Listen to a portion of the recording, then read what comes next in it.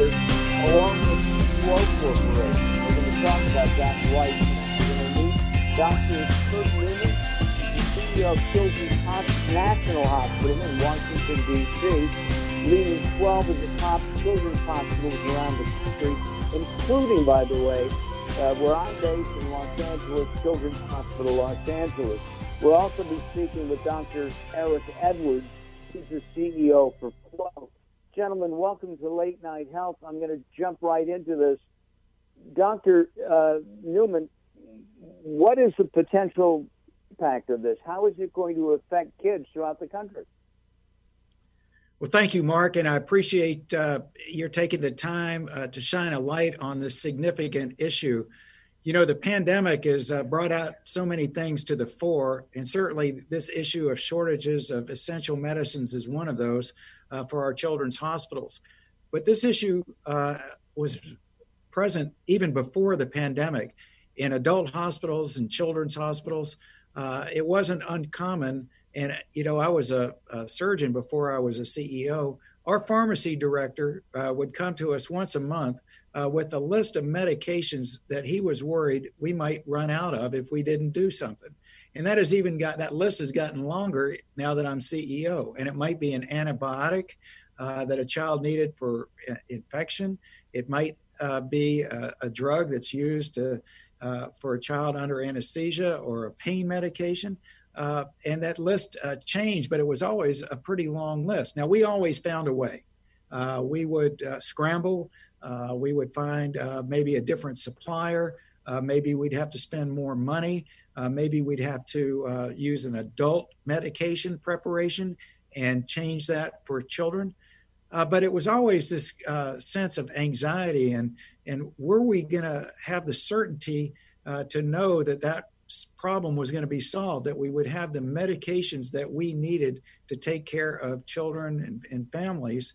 And that, like I said, that pandemic has made it even more intense. So what we've done is brought top children's hospitals together to create this coalition. You mentioned one of them, Children's Hospital Los Angeles.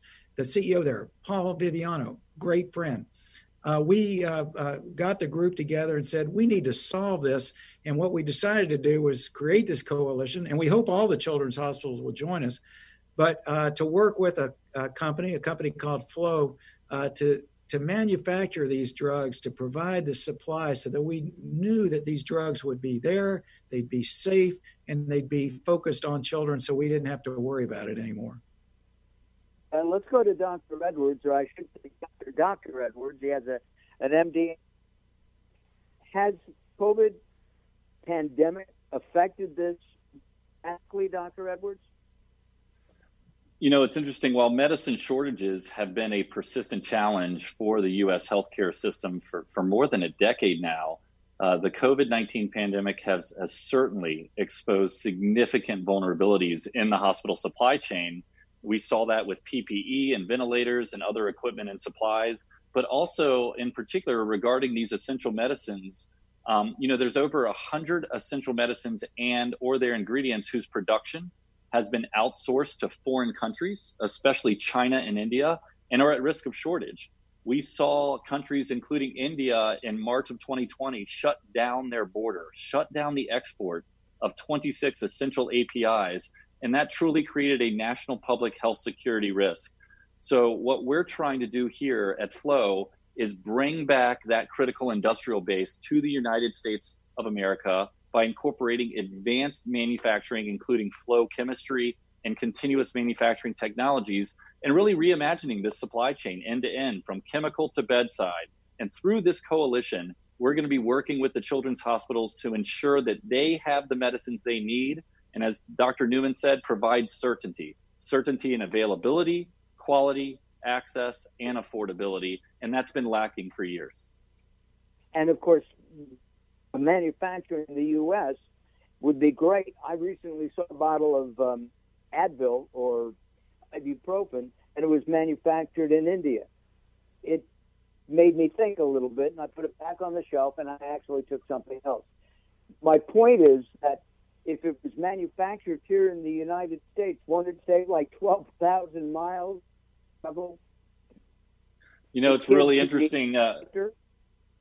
Yeah, it's a great point. A lot of folks don't appreciate and understand that over the last 40 to 50 years, we have moved some of our most critical essential medicine ingredient manufacturing to foreign sources, including primarily China and India for the key ingredients for these medicines. And transformation of the essential medicine supply chain away from a global just-in-time production approach to a U.S.-centric manufacturing strategy that provides security and resiliency for our country's most essential medicines is part of the mission and vision of our organization. And it is something that is going to help us allow that level of certainty for serving these children's hospitals as a part of this coalition. I only have a minute or so left with you guys because you guys have more important things to do in this thing going. It would be my understanding that as a collective group, you'll have a greater power, if you will. Would that be one of the reasons for the coalition? You know, that's a perfect point. We can't do this alone. We just wanted to get started with the group that we have, but we want everybody all in. That's why we call it a coalition, because to do this for our kids, we need every children's hospital, no matter where they are, to be part of this. So we have a website if people want to learn more, the Children's Hospital Coalition.org. And there's a lot of information there for their hospital or their community to come join us. Give us the web address one more time, Doctor. I'll let you guys go. Yeah, that's Children's Hospital Coalition.org, and then Phlow also has a website that where they can get more information about the Phlow company. Yeah, that's Phlow, PHLOW-USA.com. Phlow, PHLOW-USA.com. Thank you so much for shining light on this important issue. Thank you very much. I'm Mark Alyn. This is Late Night Health.